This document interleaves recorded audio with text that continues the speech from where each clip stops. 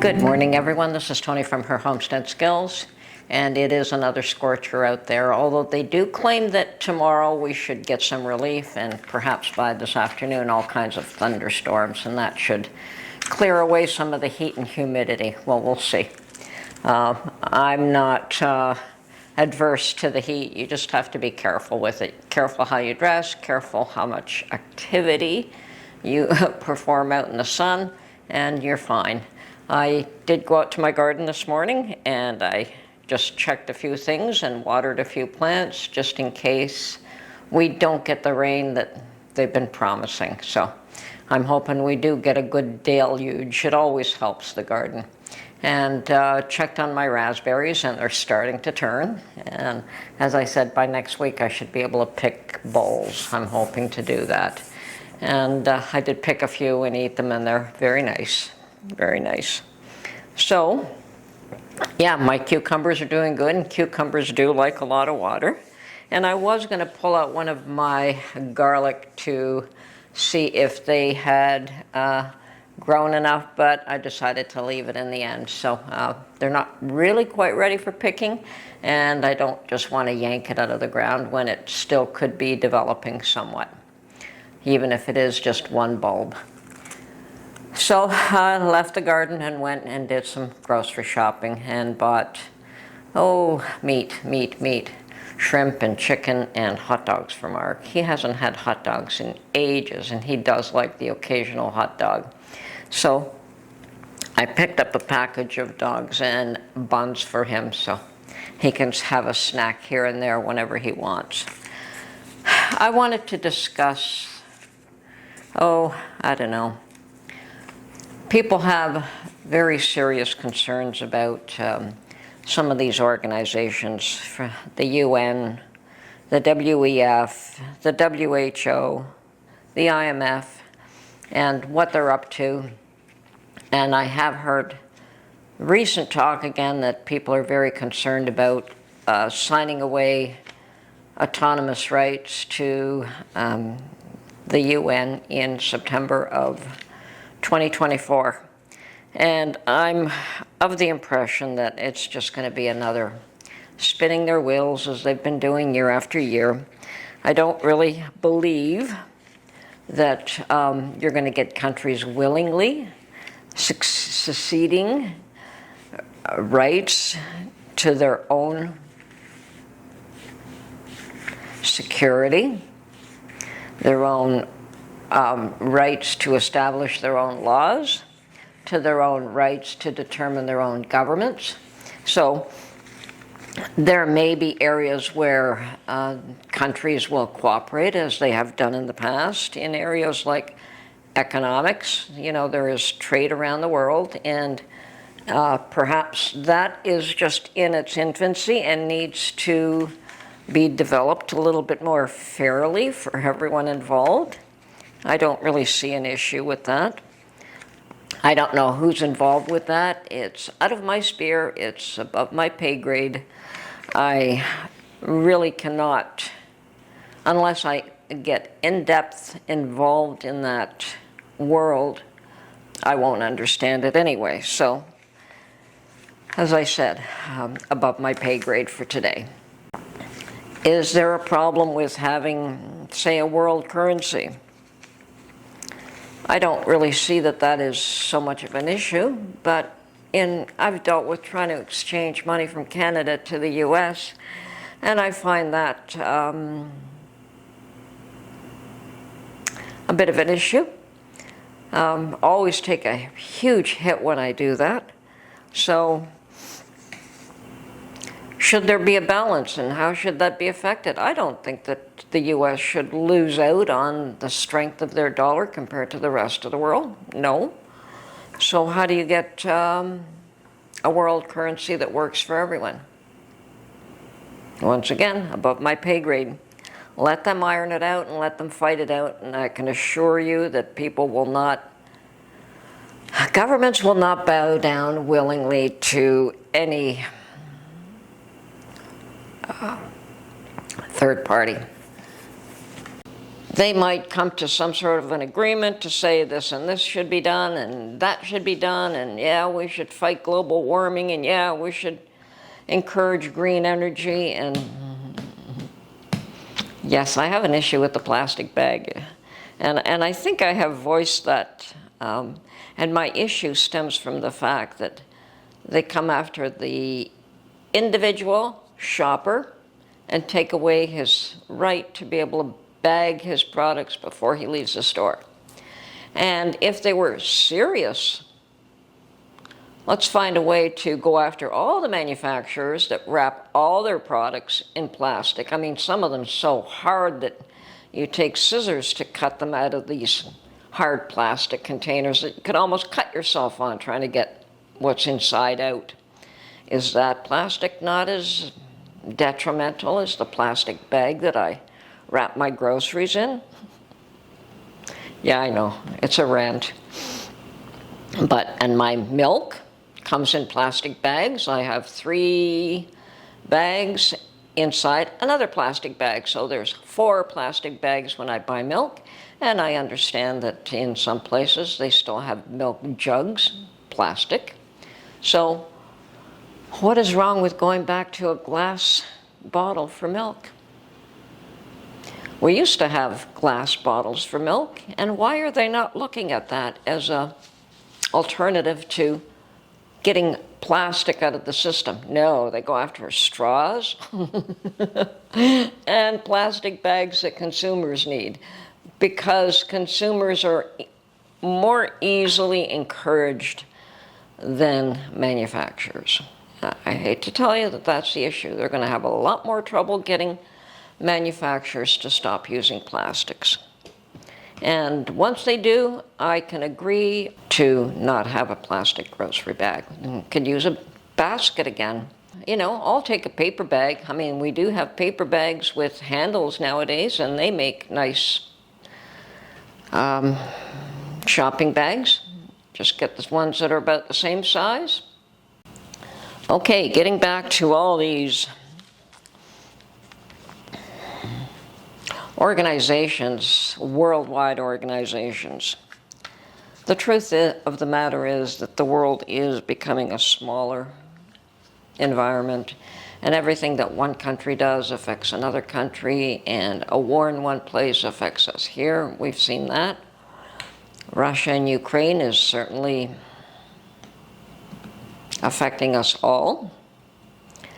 Food shortages in one part of the world affects food shortages everywhere. Failed policies of all governments are affecting all of us. I mean, they try something and for whatever reason. And we've seen where policies are enacted just to protect the interests of some. Other ones are enacted in order to benefit materially a select group or few. And then, of course, there are those that just know how to take advantage of any situation of a situation that may arise, of a policy that's being enacted, where the rest of us are just forced to live with the consequences of those policies, good, bad, or indifferent. And yes, I can understand that we could be so adversely affected that we lose everything, and that has happened to many people during COVID, lost jobs, lost homes, and now that the COVID grace period is ending, a lot more foreclosures are going to happen. And I've just heard today that, yeah, apparently the job market in the U.S. was a lot stronger than they wanted it to be. So, of course, interest rates are going to go up. They're not going to be too happy about that. They're trying to cool the economy. Lord knows why cooling the economy is considered a good thing. I think everyone should have a job. Everyone should be able to earn an income. It's the way people get self-respect, as well as being able to feed their families and put a roof over their head. It is a means of being of gaining some respect for oneself, for being able to achieve something and do something and be as self-sustaining as possible. So, yes, it is a strange world where you're better off not having jobs so that they can control the mess that they created in the first place. And those that complain in Canada, I have a question for them. Where were you when the truckers' protest was happening? If you aren't happy with your government and the decisions they make, where were you when it counted, when it mattered? Did you go to Ottawa to support these people? Did you help to fund them? Did you wave encouragement from a highway overpass along the roadside? Were you involved in any way, shape, or form? Or did you just sit back and say, let them fight the good fight for the rest of us? Or did you object to their protest because you were adversely affected? They were crushed because they were a small group and they weren't supported, and they were crushed brutally. I don't know how many would have willingly gone through that process knowing that they would lose their businesses, that they would have their bank accounts taken away from them, even if it was only on a temporary basis. I think a lot of them lost more than a bank account on a temporary basis, and I think that they will be a little bit more cautious in the future. And unless you get the groundswell of support behind you, you're not going to affect change. So those that want change, either you do it by protesting legally, and there are those that would tell you that that was an illegal protest, but I don't see it. And you're allowed your opinion. More power to you. That's okay. We're all allowed our opinion.